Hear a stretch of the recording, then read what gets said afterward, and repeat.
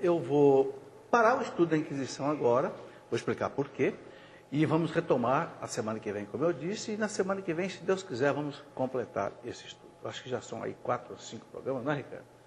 Eu acho que já deu para a gente ter uma visão, assim, pelo menos panorâmica.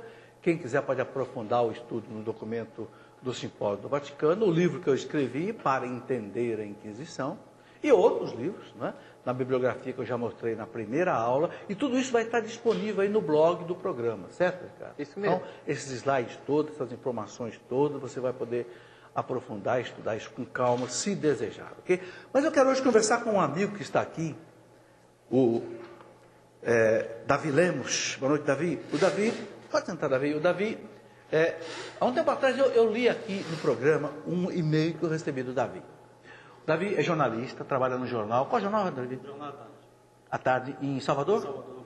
Então, e o Davi me deu um testemunho muito bonito, que eu li aqui há um tempo atrás. E eu disse, Davi, quando você estiver por aqui, por São Paulo, passa por aqui, para você deixar aqui seu testemunho ao vivo. E ele está aqui hoje, né? Embora eu não pudesse dar mais tempo a ele por causa daquilo que eu já expliquei do programa, mas eu acho muito importante que ele dê seu testemunho. O Davi colocou em outras palavras no e-mail que eu li, que ele era uma pessoa totalmente avessa à igreja, certo? E que, acompanhando a Canção Nova, acompanhando esse programa, se converteu e hoje, inclusive, quer ser sacerdote. É isso mesmo, Davi? Conta um pouco da sua história, então. Eu devo ingressar no seminário daqui da cidade de Salvador, né? Em 2013, embora já me tivesse sido aberta a possibilidade de ingressar no seminário já na quarta-feira de cinzas de 2012. Né? Por impedimentos de ordem profissional, compromissos ainda mais para frente, não conseguirei resolvê-los todos, saná-los todos os compromissos, né? Só um minutinho. Ligar ele? Ligou? Deu? Ok. Hoje nós estamos aí com um probleminha técnico de áudio, mas não tem problema. Devagar a gente vai em frente. Retomando, agora... Não deu? Retomando, eu devo ingressar... Só um minuto. Ellen, tá dando som? Estamos aqui com um rápido problema de áudio, mas eu estou aqui conversando com o Davi. O Davi é um amigo, como eu já expliquei, que mora em Salvador, é jornalista, trabalha no jornal à tarde, e que experimentou uma conversão bonita, ouvindo, entre outros programas, esse programa da Canção Nova. Está funcionando direitinho? Não, deixa aqui o técnico arrumar enquanto... Eu gostei de trazer o Davi aqui, porque é um profissional que está na mídia, maduro, como vocês estão vendo, jornalista, e que disse claramente para mim, eu era radicalmente ateu contra a igreja, contra tudo. Mas na medida que eu fui vendo os programas e tal, eu fui mudando de vida, e hoje quer ser sacerdote. Qual é a conclusão que eu chego disso tudo? Qual é a leitura que eu faço disso? E por que eu quis trazê-lo aqui para pessoalmente comprovar isso? Porque a gente lê um e-mail, não fica muito claro, né? Mas eu queria mostrar o seguinte, como é importante você mostrar para as pessoas aquilo que São Pedro diz, as razões da nossa fé. Aquele arcebispo Fulton Sheen americano, eu passei uma palavra dele aqui, onde ele dizia o seguinte, talvez nos Estados Unidos não haja 100 pessoas que odeiem a igreja. Mas eu sei que há milhões de pessoas que odeiam a igreja por aquilo que pensam erradamente sobre a igreja. Estão entendendo? Isso o cardeal Fulton Sheen, americano, diz. Quer dizer, muita gente tem lendas negras na cabeça sobre a igreja, tem informações deturpadas sobre a igreja, ou não conhecem a história da igreja. E são contaminadas por lendas negras, por mentiras sobre a igreja, e ficam com ódio da igreja. E se esquecem que a igreja foi a instituição que colocou no mundo as universidades. É a instituição que mais caridade fez na história da humanidade e faz. Acertaram aí o microfone? Não? Não? Ok. E outras coisas tantas. E é por isso que eu escrevi aquele livro, não é? Uma história que não é contada. que muito estudante não conhece. Mas nós estamos fazendo um trabalho. Eu estarei, se Deus quiser, agora, dia 10 de dezembro, não é? No encontro da Universidade Renovada, na Universidade de São Carlos, para fazer uma palestra para os universitários sobre isso. E eu quero, na medida do possível, visitar universidades, conversar com estudantes, contar essas coisas para o meio universitário, para que conheçam a igreja. Você pode até ficar com ódio e raiva da igreja, mas eu quero que primeiro você conheça a igreja. Porque é uma injustiça você ficar com raiva da igreja sem conhecer a igreja. Ou porque você teve uma visão deformada da igreja. Entenderam? Eis a questão. Retomamos aí. Que bom, Davi. Continua. Desculpa, agora, Davi. Não, Desculpa aí o nosso funcionando. Hoje. Bom, como eu estava dizendo, eu devo ingressar no seminário da Arquidiocese de Salvador em 2013, né? Na quarta-feira de cinzas de 2013. Embora me tivesse sido aberta a possibilidade de eu ingressar já em 2012, né? Já nessa quarta-feira de cinzas agora, né? Assim, isso porque eu entrei em contato com a Arquidiocese apenas em abril desse ano, né? Mas antes, eu fui acompanhado por 2 anos na congregação dos missionários passionistas lá em Salvador. Os passionistas. Isso, inclusive eu carrego aqui Estou vendo aí né? o Porque eu falo deles. que é a minha espiritualidade, né? Sei. Que os passionistas, eles tomam conta da minha paróquia, né? A paróquia Nossa Senhora da Boa Viagem, que em 2012 completa somente 300 anos. Que beleza. Né? Agora, Davi, eu já sei que a vocação do sacerdote está no seu coração. Mas conta para mim o começo, aquilo que você contou no e-mail que eu li aqui para o pessoal. Né? Assim, eu fui aquele típico católico que as pessoas chamam de ABC, né? Vai para aniversário, batizado e casamento, né? ABC, até os ABC. Né? Até os 17 anos, assim, mais ou menos, quando eu ingressei na Universidade Federal da Bahia aos 18 anos. Né? Assim, você está com quantos anos hoje, Davi? Com 30. 30? 30 anos. Né? Tem uma vida inteira para dar para Deus. Graças a Deus. Eu fico brincando que eu ia ser ordenado já padre emérito, né? Que eu já estou Não. entrando já. O Papa João Paulo II ordenou um padre com 75 anos de idade. Isso. Nenhum bispo queria ordenar. Né? O Papa diz, traga aqui que eu ordeno. O Papa ordenou um Agora, 75 engraçado, anos. O senhor falou daquela... a gente tem pouco tempo, né? Então, falando só de algo que foi marcante, assim, que foi decisivo, né? Eu fui trabalhar como assessor de imprensa nas obras sociais de Irmã Dulce, né? E num dia, uma das minhas atividades era acompanhar equipes de TV, e na época estava caminhado o processo para declarar o título de venerável para a Irmã Dulce. Sei. Né? Assim, então, uma equipe de uma TV secular foi lá fazer matéria, e eu, completamente ignorante ainda nas questões da igreja, isso por volta de 2005, né? Eu, acompanhando a igreja na Capela Santo Antônio, né, há um vitral de Santo Antônio, onde a Irmã Dulce rezava, né, diante do altar-mor, né, e estava exposto o Santíssimo Sacramento. Né? Para mim, eu não sabia o que era o Santíssimo, para mim era como se fosse um abajur, alguma coisa assim, né, lá, né, sobre o altar, né, sem intenção de profanar. Né?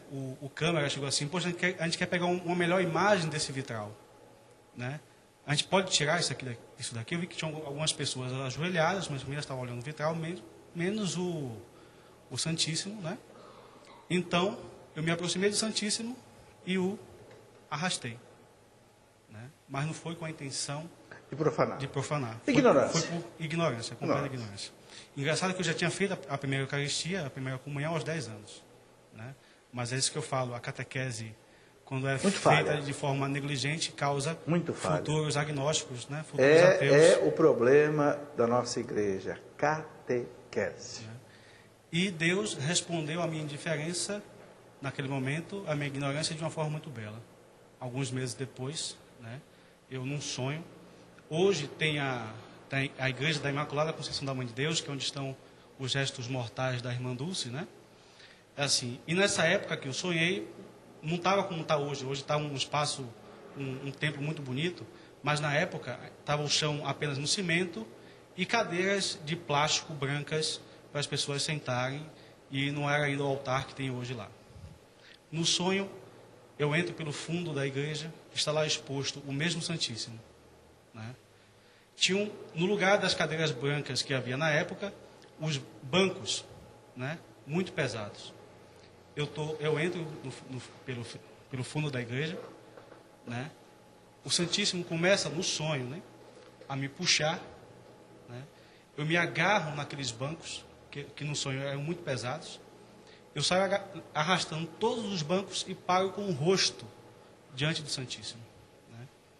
Me emociono um pouco com isso. Sim, claro. Assim, eu continuei sem saber o que é que era, quem era, do que se tratava. Mas a partir daquele sonho, eu acordei suando como se tivesse jogado uma partida de futebol. Assim, né? Desculpa, só, né? E a partir daí você encontrou um caminho de conversão. Isso, né? Eu fui então à paróquia da Boa Viagem, que é próxima à minha casa, e encontrei então um padre passionista, padre Stefano, que hoje está na Itália, né? E falei assim para ele: padre, uma coisa branca dentro de um círculo dourado, que era o ostensório, né? Aquilo me puxou. Né? Mas mesmo assim ele me explicou tudo, me explicou o que tinha acontecido, e eu procurei o padre 6 meses após o sonho, porque aquilo não saía da minha cabeça. Nós temos sonhos todos os dias, mas ninguém sonha, ninguém lembra de detalhes do sonho, né? Sim. Meses depois ou anos depois, como eu lembro. E o mais impressionante aconteceu, né, quando foram inaugurados os bancos hoje na igreja da Imaculada Conceição da Mãe de Deus, que é o Santuário de Irmã Dulce, né? Quando eu entrei, eu já não trabalhava mais nas novas, não, trabalhava sim, mas estava já próximo da minha saída de lá. Os bancos que tinham sido colocados, né, eram exatamente os bancos que eu tinha sonhado. Deus usa o sonho, né? Deus, assim, a gente vê na Bíblia que Deus de vez em quando usa o sonho para trazer as pessoas para ele. Engraçado que a partir daquele momento, né, eu que vivia uma vida de pecado, porque eu achava que pecado não existe, é algo que é criado, aquela ideia... Pecado não existe. Eu era marxista, né? Era marxista. Assim, né, tinha aquela ideia de que qualquer tipo de religião é uma construção humana para que as elites dominassem a classe operária, os trabalhadores, né? E eu aprendi, acho que da melhor forma, né, que a fé é algo que Deus coloca no coração de cada um de nós. Que beleza. Assim. Então, veio esse desejo, né, aí vem a relação com esse programa, né? Assim, eu ainda continuava achando que fé e ciência eram coisas completamente separadas, que não tinham como se conciliar. Eu achava que para eu aderir à fé, eu teria que renunciar a tudo que era científico. Até que um dia eu não conhecia a Canção Nova, isso por volta de 2007, né? Eu ligo a TV e está o senhor falando, né? Assim, aí o senhor fala que na apresentação que era doutor em física. Eu falei assim: nossa, mas como assim, né? Doutor em física e falando de fé, né? Eu já tinha conhecido alguns físicos alguns colegas meus ali mesmo no campus de Ondina, né, na UFBA, que eram centros de ateísmo, de agnosticismo, ou de qualquer prática religiosa que não fosse cristã, né?